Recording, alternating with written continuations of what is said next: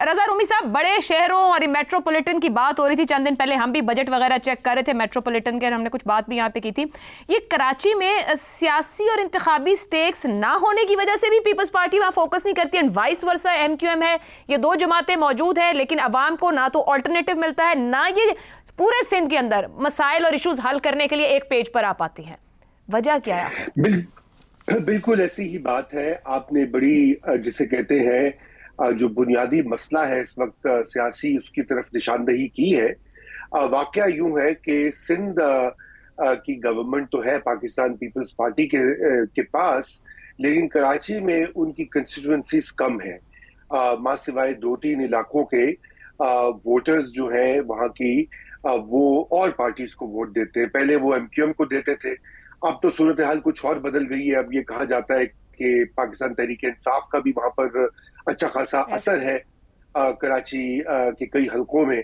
तो अब प्रॉब्लम यही बन चुका है कि पाकिस्तान पीपल्स पार्टी की तवज्जो जो होती है वो देही सिंध की तरफ होती है, या उन इलाकों की तरफ, उन अजला की तरफ होती है जहां से उनको वोट मिलते हैं।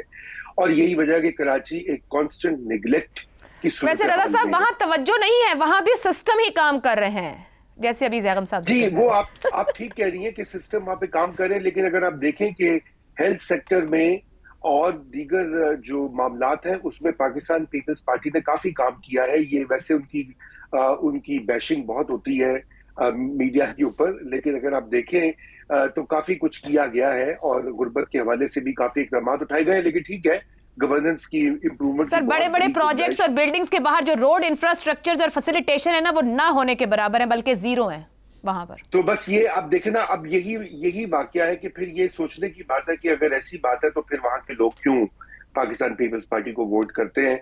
ये एक अलग बहुत बड़ी बहस है सही। और ये किसी और दिन के लिए मुख्तस करते हैं। अभी कराची पे वापस आते हैं। तो एक तो ये सियासी मसला है, दूसरा एक दरीना गवर्नेंस का मसला है। जब से कराची से कैपिटल शिफ्ट हुआ, कराची में जो इंटरेस्ट कम हुआ, वो पाकिस्तान की मईशत का नर्व सेंटर है। वाहिद जो बड़ा फंक्शनल पोर्ट है वो कराची में है। पूरे मुल्क से लोग वहां पर जाते हैं नौकरियों की तलाश में। टैक्सेस की अगर आप महसूलात देख लीजिए, उसमें कराची का बहुत बड़ा हिस्सा है। तो लेकिन उसके साथ जो गवर्नेंस के जो मामलात हैं उसके ऊपर वो तवज्जो नहीं दी गई जिसका कि वो शहर या मेट्रोपॉलिटन एरिया मतकाजी है। और यही वजह है कि आयशा, वहां पर ये जो अभी शिकायत आई हैं बिजनेसमैन की तरफ, ये कोई नई नहीं है। इससे पहले भी मुतअद्दिद बार यही बात कही गई। एक जमाना तो ये था कि बड़े बड़े सनतकारों को अगवा कर लिया जाता था और दूर रह जाकर एक इनसिक्योरिटी हो गई थी। अगर आपको याद होगा कि जनरल मुशर्रफ के जमाने में, उससे पहले नवाज शरीफ की जब गवर्नमेंट थी, तो कई बार कराची में ऑपरेशंस भी किए गए इसी सो कॉल्ड लॉ एनफोर्समेंट के हवाले से। लेकिन वो ऑपरेशन होते हैं, वो एक कुछ हफ्ते के लिए मामला चलता है, देर पा बुनियादों के ऊपर जो इदारों को ठीक करने का काम है वो नहीं किया जाता। और उसकी सबसे बड़ी वजह तो ये है कि वहां पर जो लोकल गवर्नमेंट या मेट्रोपॉलिटन पुलिस का जो तस्वुर है वो, इसीलिए आप हमारे पड़ोस में देख लीजिए, बॉम्बे देख लीजिए, कलकत्ता देख लीजिए, दिल्ली देख लीजिए, या और ममालिक लातीनी अमेरिका में देख लीजिए, ब्राजील हो, कि वहां पर ये पूरा का पूरा शहर जो है ये अब छोटे छोटे मुल्कों की तरह चलते हैं कि वहां पर एक स्ट्रॉन्ग किस्म की लोकल गवर्नमेंट होती है जो लोगों को जवाबदेह होती है।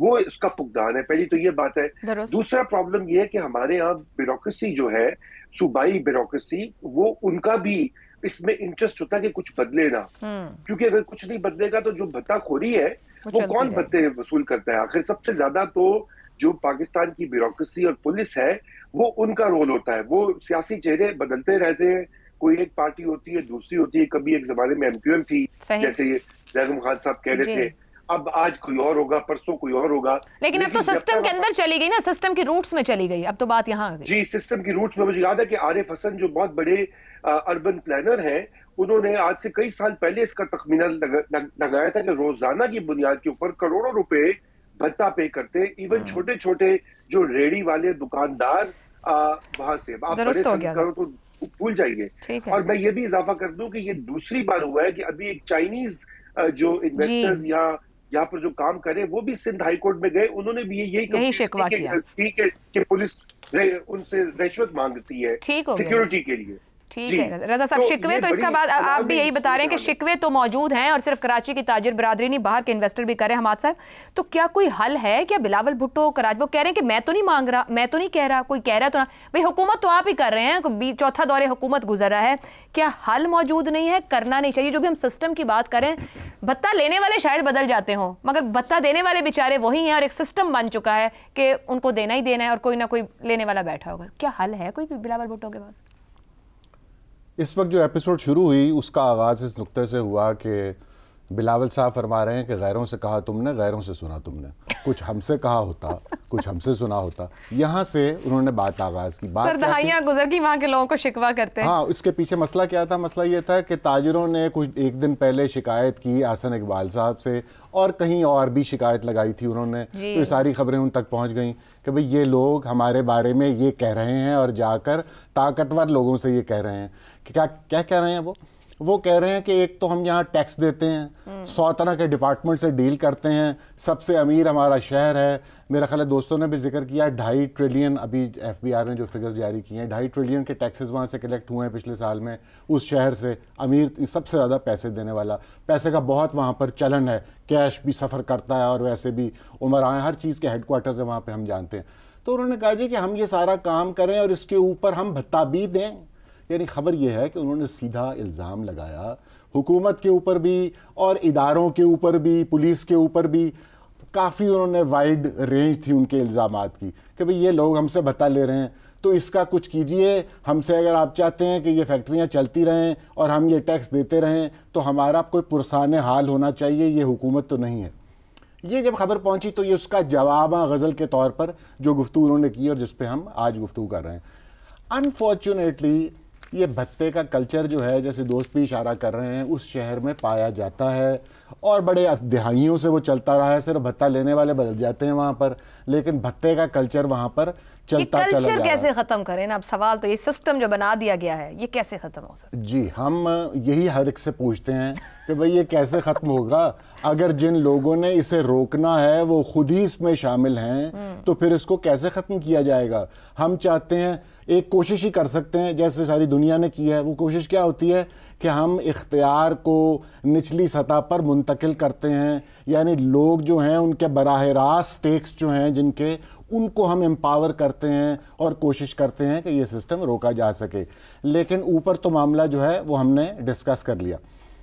خالد مقبول صدیقی صاحب اب کیا کہہ رہے ہیں؟ میرا خیال ہے وہ اپنی لوکل پالیٹکس کر رہے ہیں. وہ کہہ رہے ہیں پیپلز پارٹی کو قربانی دینی پڑے گی. جی وہ کہہ رہے ہیں کہ ہم اس شہر میں ہمارا ووٹ بینک ہے، یا کبھی ہوتا تھا، ہم دوبارہ اس کو بحال کرنا چاہتے ہیں، اس کا احیا کرنا چاہتے ہیں، لہٰذا اس شہر کی پالیٹکس وہ کرتے ہیں. تو اس پالیٹکس کا ہی یہ پارٹ ہے. لوگ جب واقعی وہاں پر ناراض بھی ہیں تو وہ سمجھتے ہیں کہ یہ ایک اچھا موقع ہے اور ہمیں اب وائس کرنے چاہیے ان کے کنسرنز، اور ان کے ساتھ الائن کرنا چاہیے اپنے آپ کو، اور سیاسی طور پر اس سے فائدہ اٹھانا چاہیے. بہرحال سینٹر پہ اس کے کیا اثرات آئیں گے ہمیں تو فی الحال کو آتے نظر نہیں آ رہے. لیکن ویسے وہ خود وزیر ہیں، کابینہ کا حصہ ہیں، وہ وہیں پہ وزیر ہیں، موجود ہیں، تو ہر کابینہ میں ہوتے ہیں. لیکن مشورہ دیں وزیر اعظم کو کہ کیسے کیا جا سکتا ہے. لیکن ان کو ابھی تک سچا پیار نہیں ملا.